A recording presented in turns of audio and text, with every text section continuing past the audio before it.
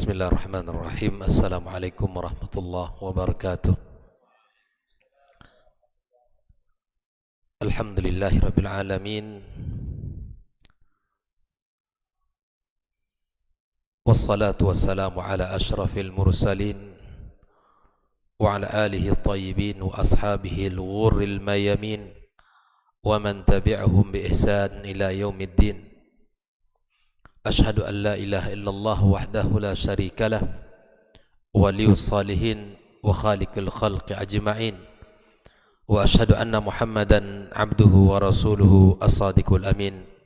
Qala ta'ala ya ayyuhalladzina amanu ittaqullaha haqqa tuqatih wa la tamutunna illa wa antum muslimun. Allahumma ati nufusana taqwaha wa zakkiha anta khairu man zakkaha anta waliyuha wa maulaha innaka ala kulli syai'in qadir. Amma ba'du, ma'asyiral hadirin wal hadirat minal muslimin wal muslimat, bapak-bapak, ibu-ibu, saudara-saudari jemaah salat maghrib dan isya Masjid Riyadul Jannah rahimakumullah, dan saudara-saudari kaum muslim dan muslimat dimanapun berada.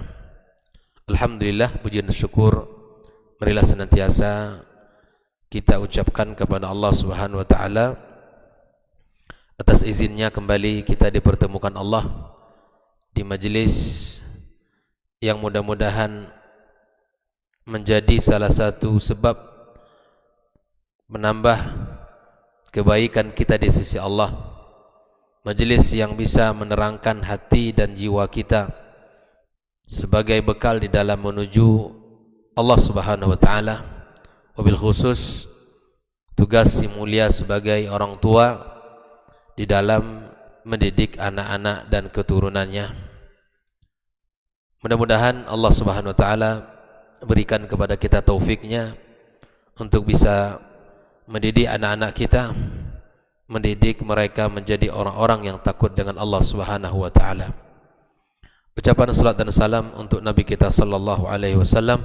Mudah-mudahan kita termasuk orang-orang yang mendapatkan syafaatnya pada hari kiamat kelak. Amin ya rabbal alamin. Malam ini kita melanjutkan di antara tugas yang mesti kita tunaikan, dan ini merupakan hak yang mesti pula diterima oleh seorang anak, adalah ta'limuhum al-ilm asy-syar'i, mengajarkan anak-anak kita ilmu syar'i, mengajarkan kepada mereka agama yang mulia ini.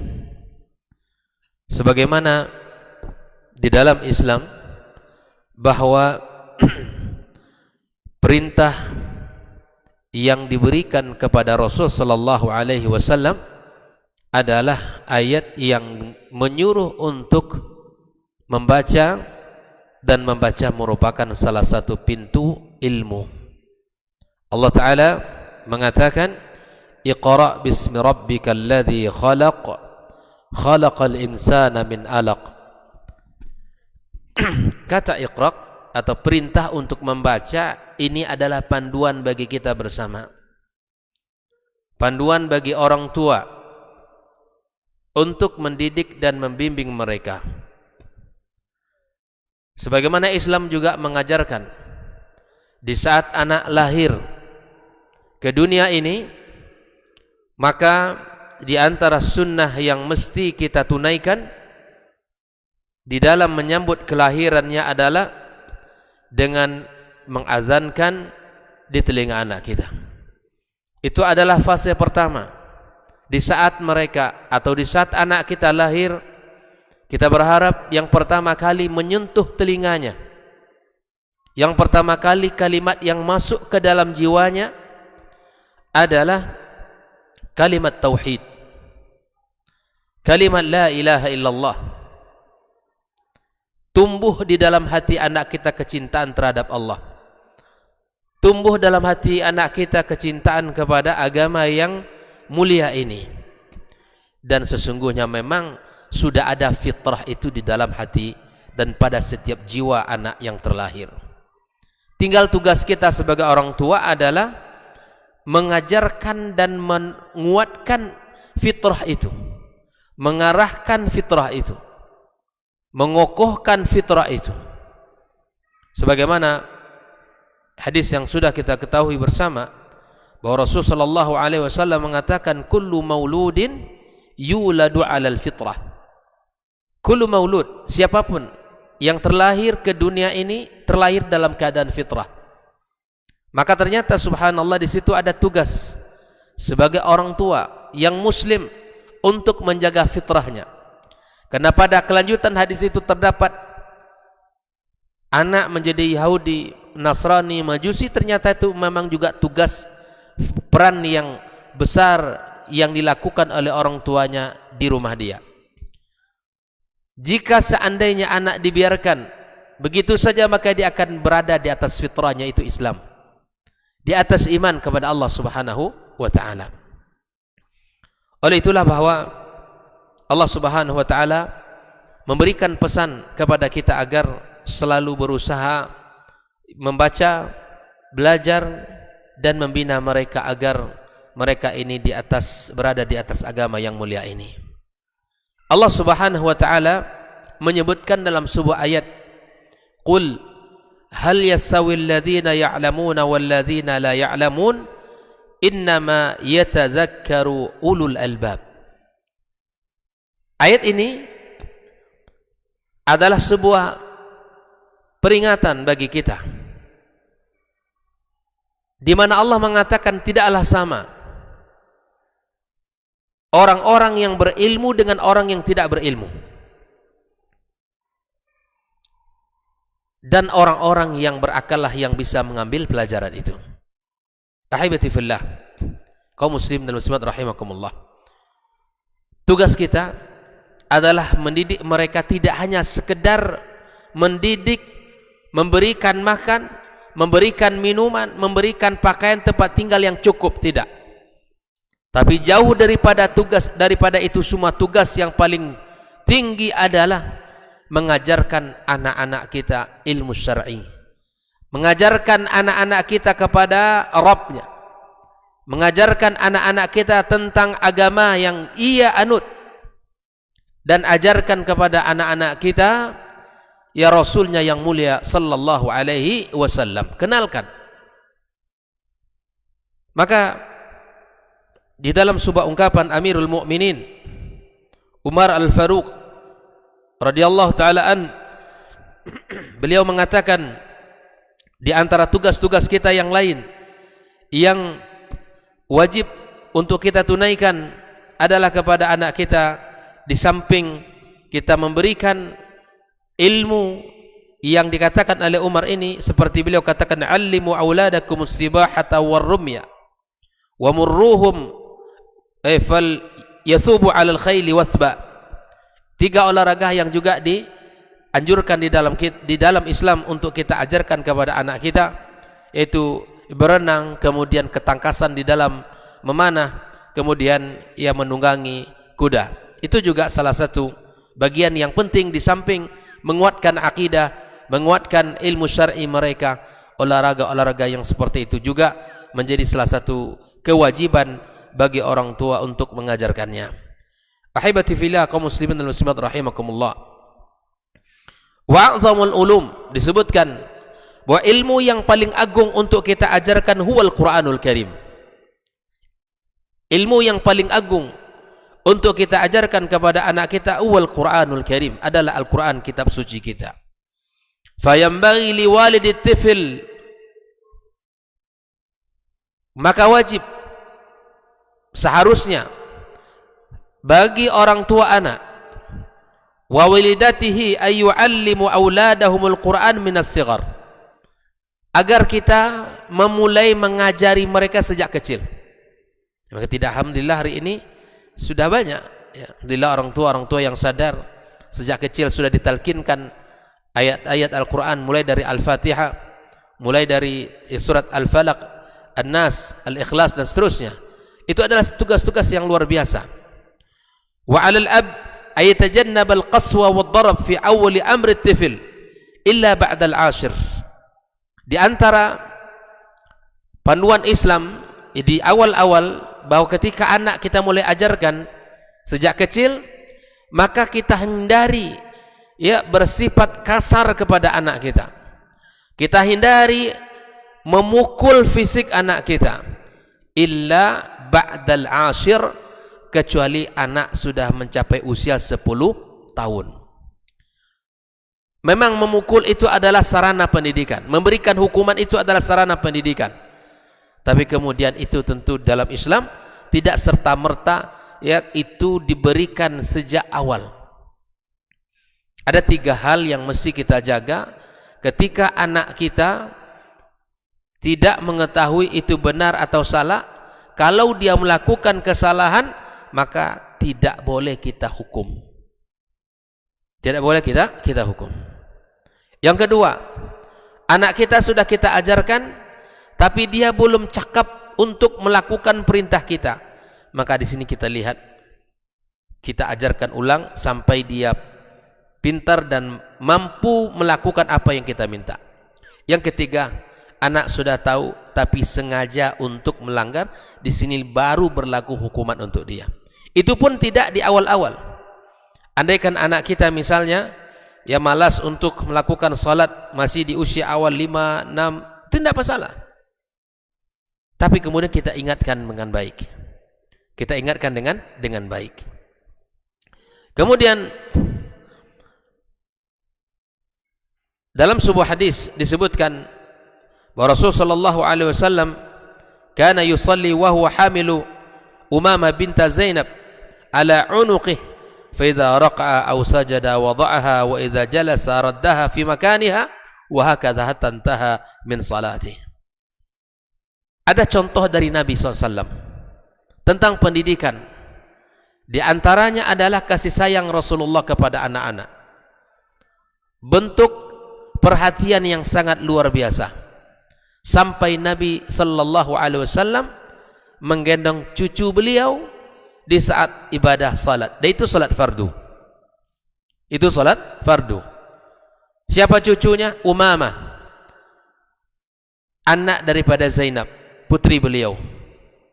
Digendongnya ketika dia ruku atau sujud, diletakkan Umamah di lantai. Dan ketika kembali berdiri, maka Umamah digendong. Itu bentuk kasih sayang seorang nabi yang mulia kepada anak kecil. Maka itu mari kita tiru baginda kita sallallahu alaihi wasallam di dalam memperlakukan anak kecil. Terkadang ada orang tua yang tidak bisa bersabar memperlakukan anak-anak ini. Orang tua tidak bersabar untuk melihat kekurangan, mungkin anak bermain atau mungkin anak ribut dan seterusnya. Atau mungkin anak ketika ingin salat dia tidak mau diganggu. Betul, kita pengen khusyuk dalam ibadah salat kita, itu betul. Tapi kemudian ada contoh yang indah dari Rasulullah. Bahkan di saat salat pun Nabi sallallahu alaihi wasallam menggendong cucunya Umamah. Dan inilah salah satu bentuk kasih sayang yang ditunjukkan Rasul sallallahu alaihi wasallam. Ikhwani wa akhwati fi din, hafizakumullah wa ra'akum. Ibnu Abbas radhiyallahu taala an mengatakan, man wulida lahu waladun, di antara tugas-tugas pendidikan yang diembankan kepada orang tua adalah man wulida lahu waladun falyuhsin ismuhu wa adabah. Di antara atau siapapun orang yang mendapatkan anak, maka hendaklah dia memberikan nama yang bagus dan memberikan pendidikan yang bagus. Fa idza balagha falyuzawwijhu. Kalau anak sudah sampai pada usia balik, maka nikahkan dia. Fa in balagha wa lam yuzawwijhu, jika anak sudah mencapai usia balik tapi tidak dinikahkan, fa asaba ithman fa innama ithmuhu ala abi. Ini perhatikan, ini perkataan Ibnu Abbas radhiyallahu taala dalam kitab Syu'abul Iman Ibn Abi Dunya dalam pembahasan Al-Iyal. Beliau mengatakan, barang siapa anak yang sudah mencapai usia balik, maka nikahkan. Kalau tidak ia nikahkan anak yang sudah sampai pada usia balik, dengan alasan tertentu, misalnya tidak cocok, atau apalagi misalnya, ya, masih muda dan seterusnya. Kalau anak kita sudah punya keinginan dan kemudian ada calon yang semuanya baik, kalau seandainya anak itu tidak dinikahkan, makani yang dekat dengan kamu. Ada 3 pelajaran yang disampaikan Nabi kepada Umar bin Abi Salamah. Menyebut nama Allah, makan dengan tangan kanan, makan makanan yang paling dekat. Coba kita evaluasi bersama-sama bagaimana keberadaan kita bersama anak kita. Apakah kita sudah mengajarkan mereka adab-adab seperti ini? Jangan kita pikir bahwa ini tugas guru di sekolahnya. Jangan. Ini tugas orang tuanya. Ini adalah tanggung jawab orang tuanya, ayah dan bundanya, untuk mengajarkan adab-adab tersebut. Ikhwani kaum muslimin rahimakumullah. Nah, di antara tugas-tugas mulia, tanggung jawab yang besar yang ada pada orang tua, selain apa yang sudah kita sampaikan tadi, baik itu sebagai ayah kandung ataupun sebagai guru yang di lembaga pendidikan, sebagai ganti orang tua mereka di dalam pengajaran, maka ada 7 poin penting yang mesti diperhatikan. Yang pertama, mas'uliyatut tarbiyatil imaniyah, tanggung jawab pendidikan iman. Tanggung jawab pendidikan iman. Bagaimana caranya mengajarkan keimanan kepada anak-anak kita? Talqinuhu idza nataqa bil kalimati thayyibati, mentalkinkan kepada anak kita kalimat-kalimat yang thayyib. Inilah cara untuk menanamkan pendidikan iman pada anak kita, adalah mentalkinkan, mengajarkan, membacakan kalimat-kalimat thayyibah itu. Wa 'azamuha, seagung-agung kalimat yang mesti kita ajarkan sejak awal, kalimat la ilaha illallah. Itu yang mesti kita ajarkan. Jadi tidak mama papa dulu, tidak ayah bunda dulu, tidak kakek nenek, enggak. Kalimat la ilaha illallah. Dan ini perhatian para salaf. Mereka kalau sudah mulai berbicara, yang diajarkan pertama kali kalimat la ilaha illallah, tidak kalimat yang lain. Wa ta'rifuhu awwala ma ya'qil, ketika mulai dia tahu, mulai berfungsi akalnya, yang pertama yang mesti diajarkan adalah halal dan haram. Tentang halal, perkara-perkara yang dihalalkan dalam agama, dan perkara-perkara yang diharamkan dalam agama kita. Kemudian wa yu'maru bis salati fi sinis sabi'ati, perintahkan anak kalian salat di usia 7 tahun. Itu perkara-perkara yang bisa kita lakukan di dalam tarbiyatul imaniyah, pendidikan iman. Yang pertama apa tadi? Mentalkinkan kalimat thayyibah, seagung-agung kalimat yang mesti kita ajarkan, kalimat la ilaha illallah. Yang kedua, ketika anak sudah mulai berfungsi akalnya, ajarkan al-halal dan juga ajarkan tentang perkara yang haram agar dijauhkan. Yang ketiga adalah perintahkan anak kita untuk melaksanakan salat pada usia 7 tahun. Di bahasa orang tua di usia 7 tahun bukan hanya mengajak, bukan hanya lagi membuat anak bukan lagi bahasanya merayu, tapi sudah bahasa orang tua itu sudah masuk perintah. Kamu salat, usia kamu sudah 7 tahun, Nabi menyuruh nak. Di bahasa kita sudah bukan lagi sekedar yuk salat yuk, bukan, tapi kamu salat. Bahasanya sudah masuk kepada bahasa perintah.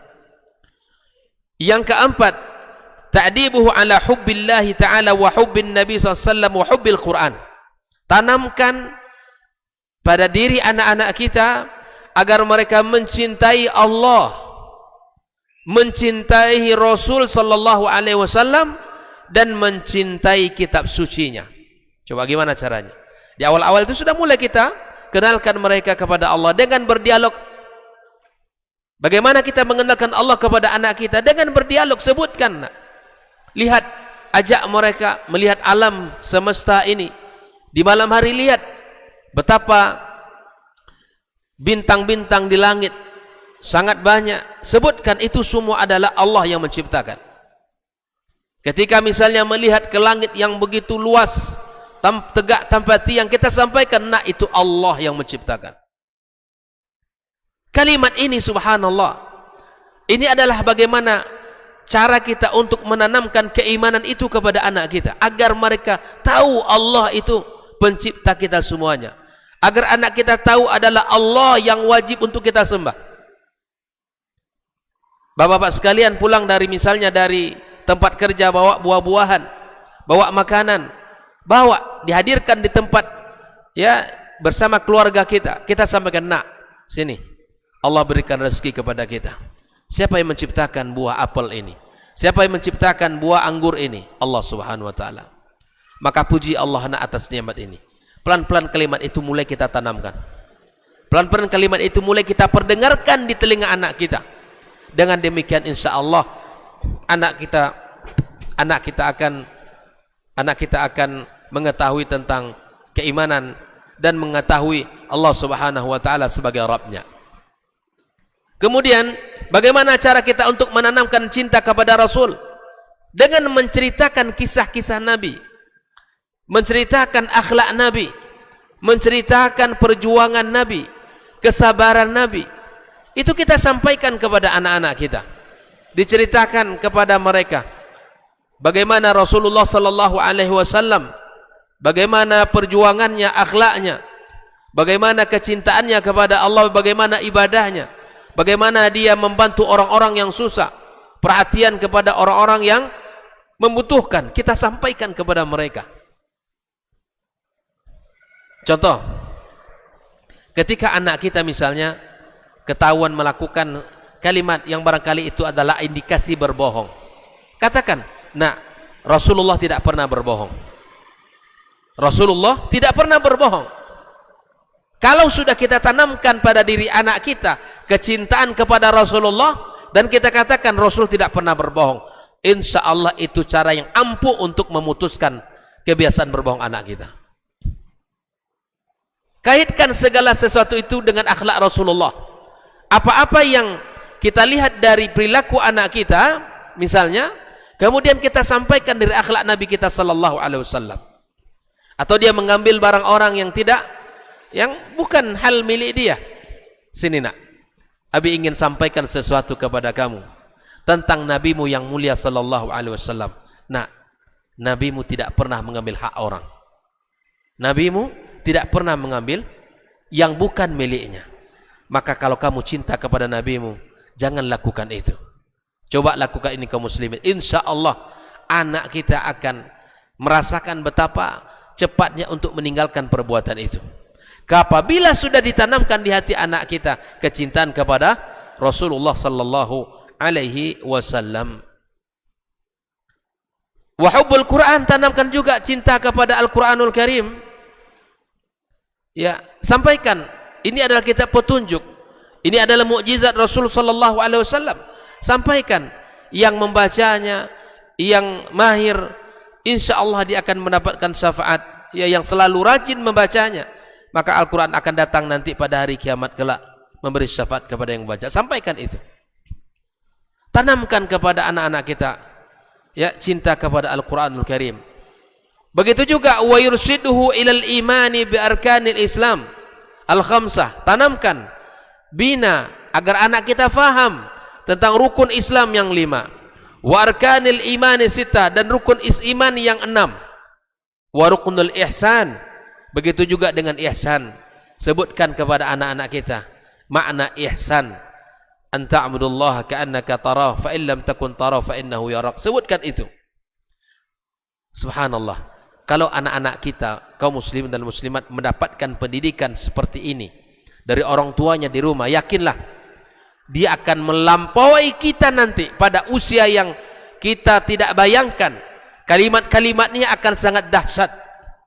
Ucapan-ucapannya akan sangat luar biasa kalau anak sejak awal ditanamkan keimanan, ditanamkan pada dirinya Islam, pemahaman cinta kepada Allah, kepada Rasul, kepada Al-Quran.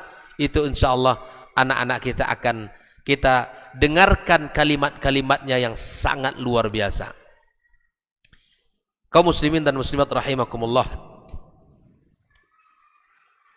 Kemudian pendidikan yang kedua, tanggung jawab yang kedua, di samping ya kita memberikan pendidikan imaniyah yang merupakan hak seorang anak, yang kedua adalah mas'uliyatut tarbiyatil khuluqiyah, tanggung jawab pendidikan akhlak anak kita. Wa hazihil mas'uliyah hiya thamaratu min thamaratil iman. Akhlak yang baik itu adalah buah daripada iman. Fayurabbihim ala sidqi wa jam'il akhlaqil fadilah wa jami'il akhlaqil fadilah. Buah daripada iman, akhlak yang mulia. Rasul sallallahu alaihi wasallam mengatakan, akmalul mu'minina imanan ahasinukum akhlaqa. Ya, buah daripada keimanan yang indah dan bagus adalah akhlak yang mulia. Maka kita didik anak-anak kita ya agar memiliki akhlak yang jujur dalam bersikap. Kemudian kita sampaikan kepada anak-anak kita agar ya senantiasa bisa berbuat baik kepada saudara-saudaranya, kepada sahabat-sahabatnya, dan mengingatkan mereka dari seluruh akhlak-akhlak yang tercela dan akhlak-akhlak yang hina. Kita sampaikan itu kepada anak kita. Dan tentu hal yang paling utama di dalam penanaman akhlak adalah suri tauladan dari ayah dan bundanya. Di akhlak itu bukan teori yang disebutkan saja, tapi akhlak itu adalah aplikatif, praktek langsung dari orang tua. Anak dilarang berbohong tapi dia mencontohkan, gimana mungkin anak itu akan ya tidak berbohong. Seperti yang pernah kita sampaikan contoh ya. Ya, nanti kalau ada teman ayah datang ke rumah bilang ayah tidak ada. Dia yang mengajarkan berbohong. Betul, datang temannya ke rumah, mana ayah? Kata ayah tadi tidak ada. Dia sendiri berbohong. Makanya dalam kaidah pendidikan banyak hal yang tidak diajarkan tapi tertanamkan. Paham maksudnya itu? Banyak hal yang tidak diajarkan tapi tertanamkan pada anak. Itulah dari akhlak pribadi orang tuanya. Banyak mungkin kita tidak pernah, jangan kamu berbohong. Tapi berbohong dia, barangkali pernah dia mendengarkan kita atau melihat kita berbohong atau melakukan sesuatu. Tidak ada pendidikan yang paling utama untuk menanamkan akhlak dengan contoh dan suri tauladan yang mulia. Ikhwani kaum muslimin rahimakumullah. Yang ketiga adalah mas'uliyatut tarbiyatil jismiyah, yaitu pendidikan, tanggung jawab pendidikan jasmani. Fa yunfiqu ala auladihi minal halali, dia nafkahi anaknya dari rezeki yang halal. Wa yuhafidhu ala alqawaidis sahihati li auladihi, dia menjaga kesehatan anaknya, ya, pola makannya.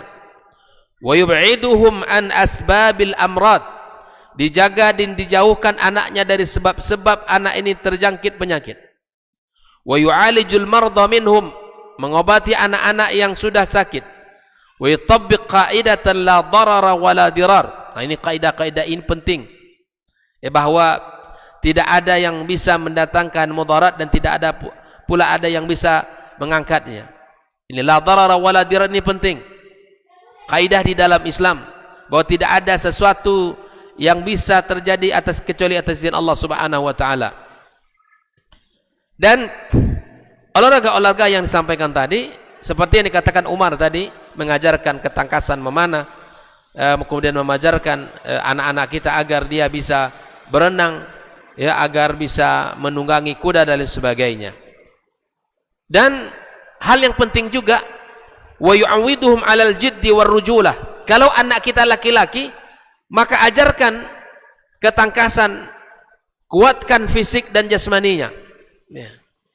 Enggak masalah kalau dia, anak-anak kita ini, misalnya kita ajak dia berlari, ajak dia mengangkat sesuatu, yang itu akan membentuk fisik anak-anak kita.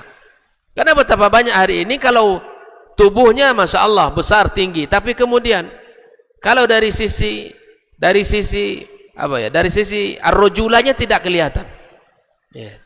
Besar tinggi tapi melambai-lambai, ini kan masalah besar ini. Maka anak laki-laki ajarkan ketangkasan, ajarkan ya agar fisiknya kuat dan agar fisiknya ya betul-betul menunjukkan sebagai seorang laki-laki. Kemudian yang keempat, ikhwani wa akhwati fiddin, mas'uliyatut tarbiyatil aqliyah. Tanggung jawab pendidikan akal. Ya. Tanggung jawab pendidikan akal. Bagaimana caranya? Fayu'allimuhum kullama yanfa'uhum munzu sighar. Ajarkan kepada anak kita segala sesuatu yang bermanfaat bagi mereka sejak kecil. Ya, dengan mengajarkan pendidikan ya keilmuan. Wa ib'aduhum 'anil mafasid al-muntashirah, dan kita jauhkan dari anak-anak kita segala bentuk kerusakan-kerusakan yang akan menyebar, ya, hal-hal yang merusak. Lima fi dzalika min at-ta'siri 'ala al-aqli wadh-dzakirati, hal-hal yang bisa merusak akal anak kita. Kal khumuri ya khamar wa tadkhini, misalnya menengah merokok. Kita ajarkan. Ya, kita ajarkan agar tidak merokok anak kita. Ya, kita ajarkan kepada anak-anak kita melakukan hal-hal yang sehat dan melakukan hal-hal yang bisa ya menjadikan anak kita orang-orang yang sempurna dari sisi akalnya. Kemudian yang kelima adalah mas'uliyatu tarbiyatin nafsiyah. Tanggung jawab dalam pendidikan jiwa anak. Ya. Bagaimana caranya? Fayub'iduhum 'anidh zahiratil khur wal khajal wal khauf wal hasad wal ghadab wal syu'ur bin naqs wa yurabbi fihimul iman bil qada'i wal qadar. Mendidik anak-anak kita dengan membangun kepercayaan diri anak-anak kita. Ya, makanya ketika anak kita melakukan sesuatu, maka sampaikan pujian, berikan kepadanya penghormatan atau berikan kepadanya penghargaan. Kalaupun ada anak-anak kita, misalnya dia belum mampu mengerjakan sesuatu, maka ajari dia, jangan cepat menghakimi dia. Terkadang anak-anak ini tumbuh di rumahnya yang tidak pernah mendapatkan penghargaan sedikit pun dari orang tua, sehingga anak tumbuh dengan jiwa yang tidak sehat. Dia pemalu, kemudian anak ini tidak pede dengan dirinya. Biarkan anak ini, misalnya kalau dia bicara, kasih kesempatan. Saya sering menemukan, Pak, bahwa kasus yang paling terjadi itu anak ini selalu dianggap kecil. Ingin bicara, udahlah nggak usah ngomong gitu. Langsung dipotong. Ini perbuatan yang salah dalam pendidikan anak. Silakan mau bicara Umi gitu. Ayah mau bicara, ya silakan bicara. Apa nak?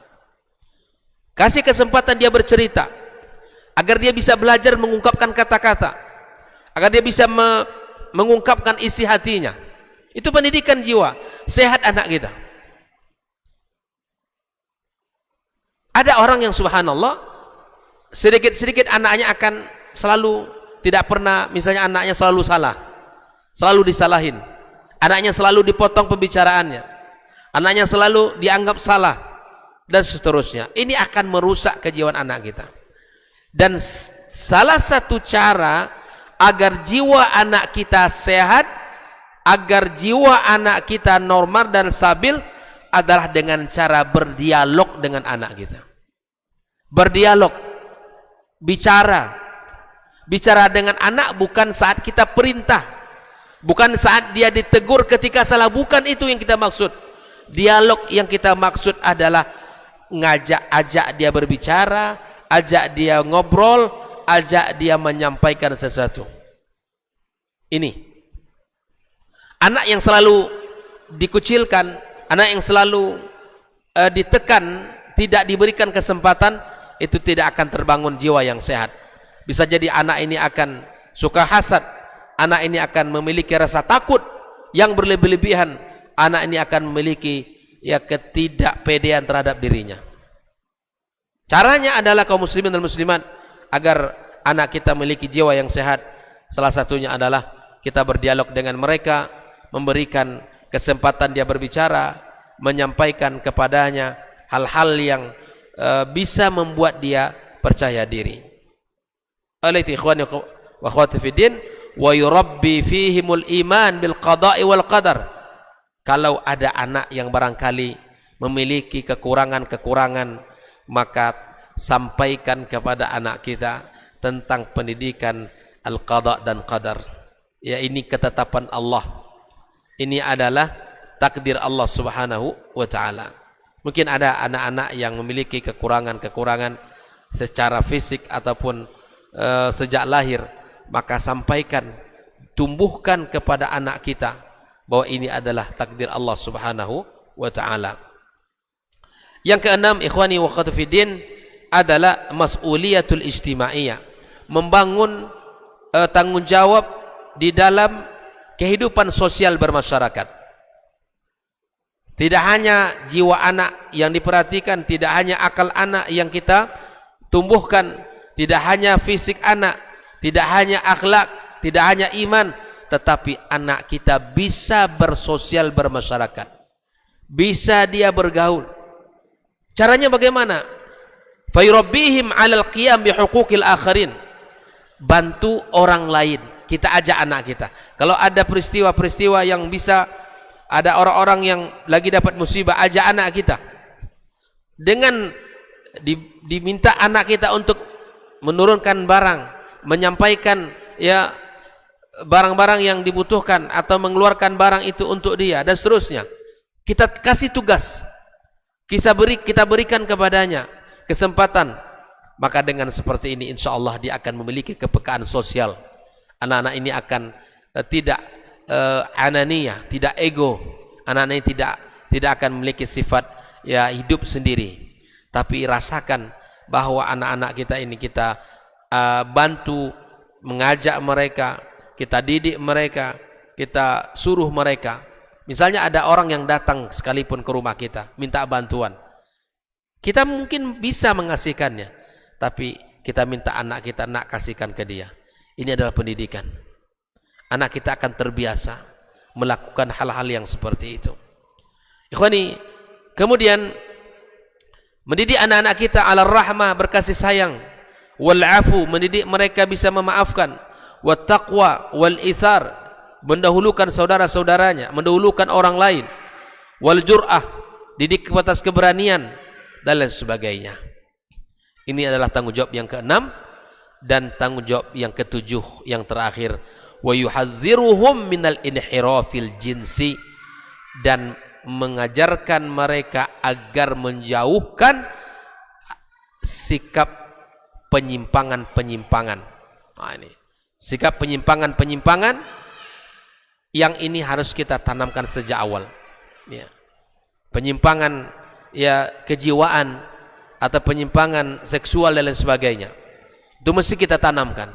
Kamu laki-laki nak, kamu laki-laki, ini kamu perempuan, ajarkan bahwa Islam menciptakan kita berpasang-pasangan. Kita sampaikan.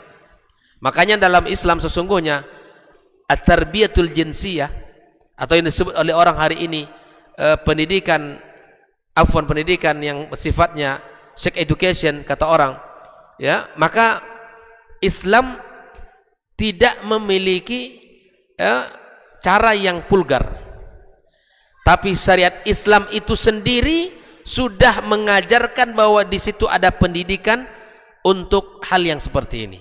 Contoh, ketika kita misalnya ingin sholat, anak-anak dibiasakan dia akan misalnya pergi ke hammam, pergi ke toilet. Kita tempatkan ini toilet laki-laki, ini toilet perempuan. Ini juga sudah menjadi pendidikan itu. Memisahkan tempat toilet laki-laki dan perempuan itu pendidikan. Kamu tidak sama nak, laki-laki di sini, perempuan di sini. Itu pendidikan. Ketika selesai berwudu masuk dia ke masjid, yang perempuan di belakang, yang laki-laki di depan. Itu pendidikan. Itu pendidikan.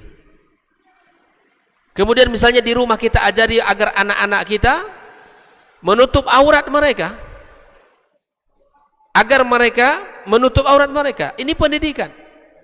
Bahkan Islam di saat usia 10 tahun agar kita pisahkan ranjang anak laki-laki dan perempuan. Bahkan anak yang laki-laki tidak boleh satu selimut dengan adik dan kakaknya. Kalau sudah 10 tahun, pisahkan selimutnya masing-masing, kasurnya masing-masing, tempat tidurnya masing-masing. Ini pendidikan yang tidak perlu kita sampaikan secara vulgar. Hal itu akan dipahami secara naluri oleh seorang anak. Toh kita juga dulu sebagai seorang anak sampai dewasa hari ini memahami tanpa kita harus diajarkan ini dan itu. Tetapi kalau teori barat berbeda dengan teori kita kaum muslimin. Teori barat selalu diajarkan bab-bab seperti itu. Bahkan ada teori di Indonesia ini, seorang yang disebut dengan pakar ya pendidikan ya, yang mana ketika itu diajarkan, apa kata dia, agar mengajarkan anggota tubuh kita kepada anak kita, silakan anak mandi dengan anak tanpa berbusana. Ini dari mana ini? Teori dari siapa ini? Islam tidak pernah mengajarkan bab ini. Bahkan orang tua yang harus menutup aurat juga di rumah. Aurat-aurat yang boleh yang mesti ditutup di rumahnya. Dan itu adalah Islam. Dan itu tidak kita dapatkan dalam ajaran selain Islam. Islam mengajarkan bagaimana tata cara untuk menjaga diri. Islam mengajarkan bagaimana anak-anak kita betul-betul ya terjaga dari penyimpangan-penyimpangan seksual ini. Ikhwani kaum muslimin rahimakumullah.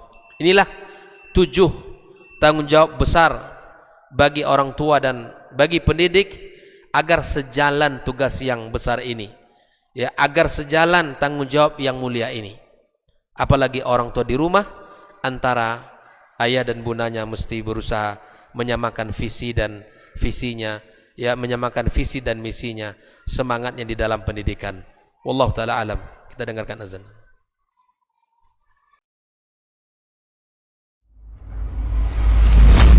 Di kalau Umar ini subhanallah, yang diinginkannya itu generasi-generasi luar biasa, orang-orang hebat.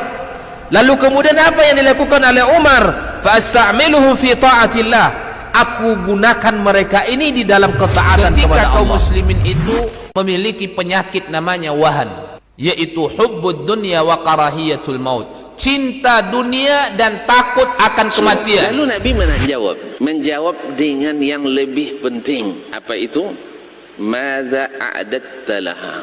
Apa yang engkau siapkan untuk kiamat itu? Bin Sulaiman tadi, inti yang bisa kita ambil apa? Solehkan diri kita. Solehkan diri kita sebelum mencari rezeki. Karena kalau kita tidak soleh, kalau kita tidak bertakwa kepada Allah Subhanahu wa ta'ala dalam mencari rezeki itu akan terasa sulit.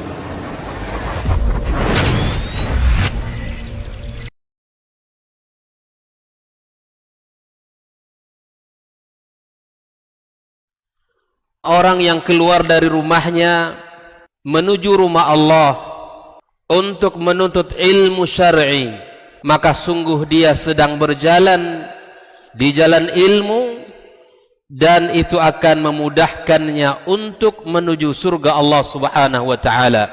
Man salaka tariqan yatlubu fihi ilman salakallahu bihi tariqan min turuqil jannah. Barang siapa yang menempuh sebuah jalan yang ditempuhnya adalah jalan menuntut ilmu, maka Allah akan mudahkan jalannya untuk menuju surga Allah Subhanahu wa ta'ala. Orang yang berangkat ke masjid untuk menuntut ilmu syar'i dianggap sebagai jihad fi sabilillah. Nabi alaihi salatu wassalam bersabda, "Man dakhala masjidana hadza," barang siapa yang memasuki masjid kami ini, yakni Masjid Nabawi, liyata'allama khairan, untuk belajar atau mempelajari kebaikan, au yu'allimuhu, atau dia mengajarkan kebaikan, kal mujahidi fi sabilillah, adalah seperti orang yang berjihad di jalan Allah.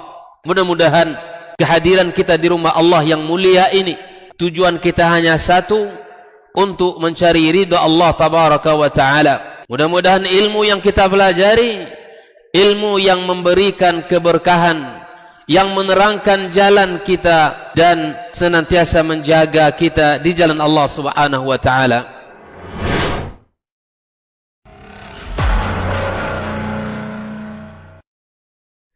Majtama'a qaumun fi baitin min buyutillah yatluna kitaballah wa yatadarasunahu fima bainahum illa nazalat alaihimus sakinah wa ghasyiyatuhumur rahmah wa haffat bihimul malaikah wa dzakarahumullahu fiman indah.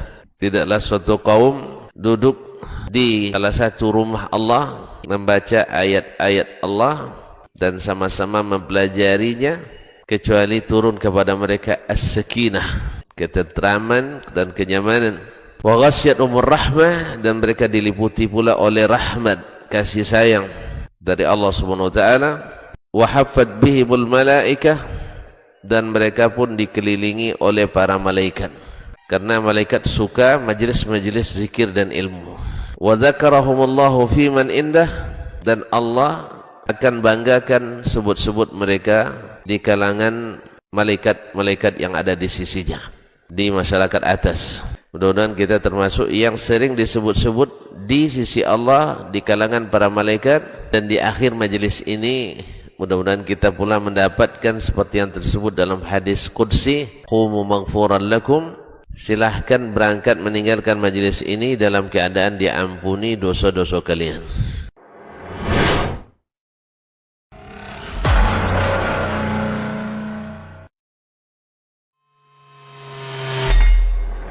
Di para sahabat itu, kaum muslimin, yang terbayang bagi mereka itu adalah infak, yang terbayang bagi mereka adalah sebuah kebahagiaan, keselamatan di akhirat yang kekal dan abadi di sisi Allah Tabaraka wa Ta'ala. Semua kita boleh klaim sekarang.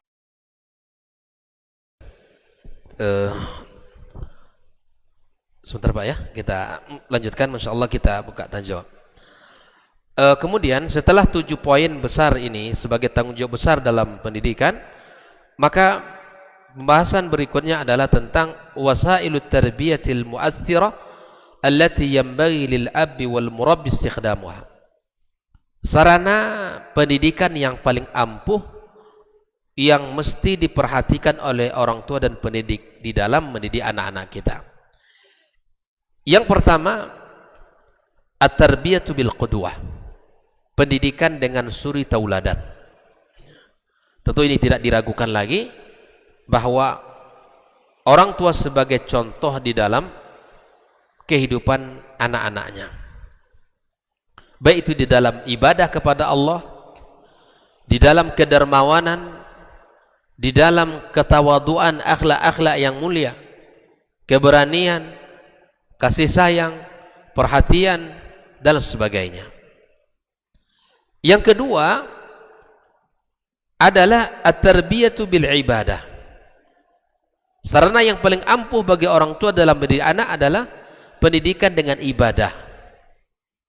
Ya, mengajak anak kita ibadah dan mengajarkan kepada mereka ibadah-ibadah kita lakukan, kemudian anak kita ajak bersama. Yang ketiga, at-tarbiyatu bil mau'idhah, pendidikan dengan nasihat, dengan perhatian, wasiat, ya, pandangan-pandangan kita berikan kepada anak-anak kita. Dan inilah yang menjadi hal yang penting. Bedakan antara nasihat dengan omelan. Nasihat ini lahir dari lisan orang tua yang sedang penuh keinginan untuk menyampaikan ilmu pada anaknya. Kadang nasihat kita ini muncul di saat anak salah. Bukan itu yang kita maksud. Nasihat tidak muncul di saat anak salah, tapi nasihat itu sengaja kita dudukkan anak kita berikan kepadanya bimbingan, nak, jaga agamamu, jaga pandanganmu,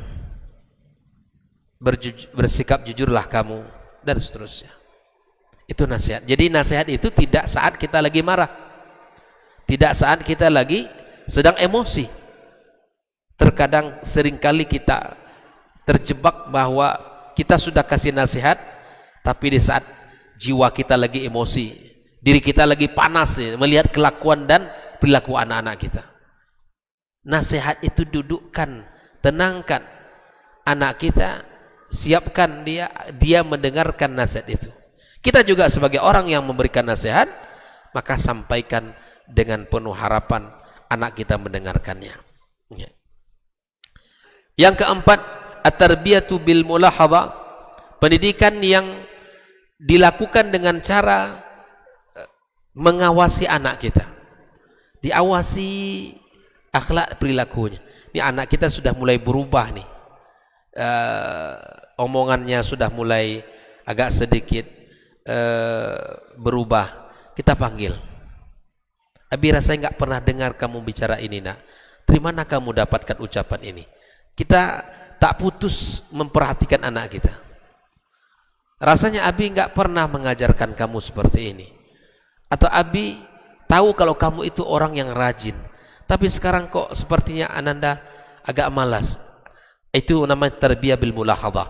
Kita berikan perhatian, kita berikan bentuk-bentuk pengawasan kepada anak kita dari seluruh sisi. Ya, apa yang ia lakukan. Kita lihat temannya siapa, kemana ia pergi. Tidak boleh kita bebas ke anak kita, mau bergaul sama siapa saja, mau pergi kemana saja, tidak. Tapi di antara cara yang ampuh adalah dengan cara memberikan perhatian kepada anak kita. Melihat, kita tahu siapa kawannya, di mana dia tempat bermain, atau di mana dia ngumpul dan seterusnya. Kita tahu satu persatu. Yang kelima, at-tarbiyah bil uqubah. Ini pendidikan yang disertai dengan hukuman. Ini tingkat yang paling tinggi. Wat ta'dibu 'indal hajah. Pendidikan ini kalau betul-betul sudah sampai pada tingkat memang dibutuhkan. Tidak sedikit-sedikit hukuman, tidak sedikit-sedikit ancaman, tidak. Tapi itu sudah sampai pada puncak yang sangat harus dihukum. Wayal uqubat asy-syar'iyyah, yaitu hukuman yang betul-betul ditinjau, dipandang dari sisi syariat. Misalnya anak-anak kita yang seharusnya sudah sholat, sudah ke masjid, tapi dia tidak mau, bahkan tidak sholat. Ini mesti kita berikan hukuman atas kelalaian dia, atas sikap dia yang seperti itu. Nah, ikhwani wa akhwati fiddin, inilah wasilah-wasilah yang disebutkan, 5 wasilah yang mesti kita jaga agar pendidikan kita ini berhasil dengan cara pendidikan qudwatun hasanah, pendidikan dengan ibadah, pendidikan yang disertai dengan nasihat, pendidikan dengan perhatian, dengan melihat anak-anak kita, dan pendidikan yang disertai dengan hukuman. Makanya saya katakan di awal bahwa hukuman itu wasilah pendidikan, tapi tidak serta-merta anak-anak ini dihukum. Anak-anak dihukum, direndam misalnya, tidak boleh. Anak-anak ini kalau salah, kamu 1 hari di kamar mandi, masuk ke dalam, macam mana? Enggak boleh. Kita manusiawi, kita berikan hukuman.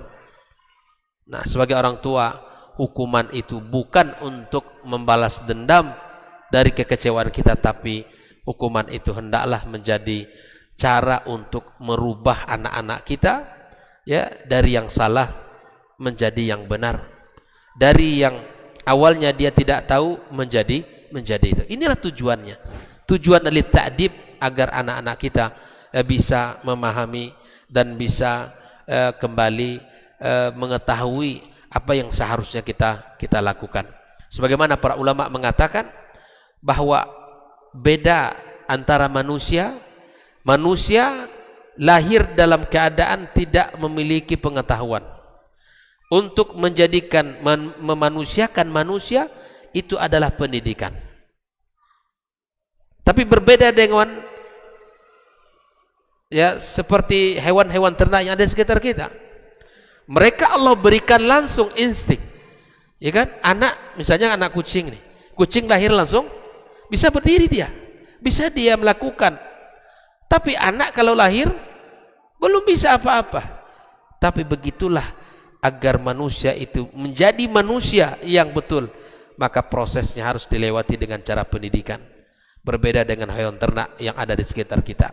Mereka diberikan Allah Subhanahu wa taala kemampuan, kesanggupan, ya, insting yang langsung bisa melakukan apa yang dia harus lakukan tanpa harus dilakukan dikawal oleh ibu dan atau dikawal oleh induknya. Ya, makanya pendidikan itu adalah pekerjaan yang sangat berat, pekerjaan yang sangat membutuhkan, ya, kesabaran yang tinggi, kemudian usaha yang kuat, kemudian maksimal yang mesti kita lakukan. Misalnya anak kita 5 orang, maksimal kita mendidiknya 5 ini, tentu hasilnya belum tentu sama antara anak pertama, kedua dan ketiga. Begitulah proses pendidikan itu. Oleh itu ikhwani, mudah-mudahan apa yang bisa kita bahas menjadi hal yang bisa kita evaluasi dalam pendidikan kita, dan apa yang bisa kita pahami menjadi ilmu yang bermanfaat bagi kita. Silakan Pak.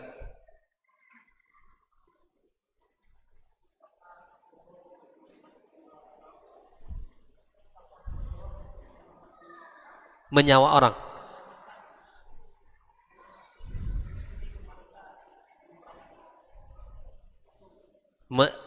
Berbohong menyelamatkan orang.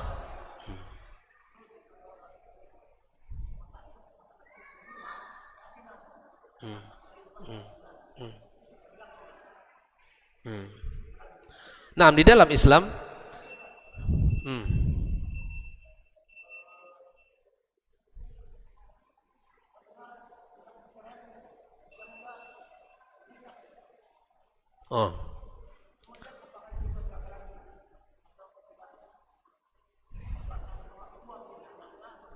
Baik. Ada 3 pertanyaan, dengan waktu yang singkat saya jawab. Bismillah. Yang pertama, berbohong yang tidak dianggap berbohong yang tercela. Yang pertama adalah dalam rangka mendamaikan orang. Itu yang saya tahu. 1, mendamaikan orang. Ketika kita ingin mendamaikan 2 orang yang sedang bertikai, di saat itu boleh seseorang untuk mengatakan sesuatu yang bukan sesungguhnya diucapkan oleh dia kepadanya, untuk meredam rasa amarah orang yang sedang bertikai itu.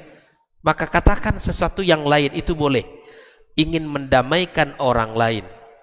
Tapi untuk menyelamatkan orang yang sedang lari kemudian melakukan kesalahan, Allah Ta'ala alam. Yang kedua, termasuk perkataan seorang suami kepada istri yang dalam pembahasan masalah makanan yang saya sampaikan tadi, itu tidak dianggap dusta yang tercela oleh seseorang kepada seseorang. Seperti katakan tadi, makanan enak atau tidak, dia katakan alhamdulillah sangat luar biasa, padahal bukan sesungguhnya. Yang ketiga adalah siasat perang. Siasat perang itu boleh kita membuat sesuatu yang berbeda. Kalau kita sampaikan ke musuh, ya habislah kita. Nah, 3 hal ini boleh kita untuk tidak mengatakan sesuatu yang bukan sesungguhnya. Yang pertama apa tadi? Adalah dalam rangka mendamaikan orang yang sedang bertikai. Yang kedua adalah mengatakan sesuatu kepada istri, ya, di saat misalnya pada bab makanan. Yang ketiga adalah yang merupakan siasat perang. Itu boleh kita untuk mengatakan. Kita sebarkan isu serang subuh, tapi rupanya kita serang di tengah hari. Yang kedua apa tadi? Tingkat perceraian. Naam. Saya pernah melakukan sebuah penelitian di tahun 2018, Pak. Sudah berapa tahun yang lewat ya? 4 tahun yang lewat. Tingkat perceraian di Pekanbaru ini meningkat. Banyak sebab dan faktornya. Sebab dan faktor yang pertama adalah tingkat pemahaman mereka, tingkat ilmu yang tidak cukup di dalam mengarungi kehidupan rumah tangga. Sebab yang kedua adalah sebab ekonomi. Bukan karena tingkat ekonomi mereka rendah, Pak, tapi tingkat ekonomi ketika masing-masing bekerja, dan apalagi penghasilan istri lebih tinggi dari penghasilan suami. Itu saya temukan di lapangan. Saya lakukan penelitian di pengadilan agama, saya dapatkan data-data seperti itu. Antara orang yang minta cerai dengan yang diceraikan, cerai gugat dengan yang ditolak, itu sungguh sangat jauh berbeda. Lebih banyak tingkat orang minta cerai daripada diceraikan oleh suami. Kalau minta cerai namanya khulu, minta dilepaskan ikatan pernikahan itu. Dan ini sungguh sangat banyak dan tinggi.